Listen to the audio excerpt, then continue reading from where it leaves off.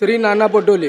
अध्यक्ष महाराज, सविस्तर उत्तर माननीय मुख्यमंत्र्यांनी दिलेलं आहे, त्याच्यामुळे मी त्याच्यात नाही. पण अध्यक्ष महाराज, या सगळ्यांचं जे जड आहे ती आहे व्हॅलिडिटी आणि कास्ट सर्टिफिकेट. अध्यक्ष महाराज, सातत्यानं राज्यातच आता मी आणि फडणवीस साहेब आम्ही सोबत आलो तेव्हापासून आम्ही पाहतोय की ही जे व्हॅलिडिटी देणारी जी आपल्याजवळ विविध आदिवासी विभाग असेल, सामाजिक न्याय विभाग असेल, तिथं स्टॉपच आपला नसतो. आता शाळा कॉलेजेस आपले सुरू झाले, लाईन लागलेली आहे या कास्ट सर्टिफिकेटसाठी आणि व्हॅलिडिटीसाठी. आपण कारण की ही व्यवस्था आपण दुरुस्त केली तर मला असं वाटतं की आपल्याला हा जो बिगर आदिवासी आणि आदिवासी आणि या सगळ्या जो वाद अनेक वर्षापासून या विधानसभेत आपण ऐकतोय तो संपुष्टात येईल. मान्य नानाभाऊंनी अतिशय महत्वाचा मुद्दा या ठिकाणी सांगितलेला आहे. मुळामध्ये व्हॅलिडिटी करता लागणारा वेळ, त्याची पद्धती, या अनेक प्रश्न याच्या समोर आहेत. त्या संदर्भात आपल्याला व्हॅलिडिटीच्या संदर्भात पुढच्या काळामध्ये आपलं कास्ट सर्टिफिकेटची ब्लॉकचेन तयार करता येईल का, अशा प्रकारचा आपला प्रयत्न आहे, जेणेकरून आपल्याला व्हॅलिडिटी देताना जी कागदपत्र एखाद्या परिवारामध्ये सगळी उपलब्ध करून देण्यात आलेली आहेत, ब्लॉकचेन मध्ये गेली तर आपल्याला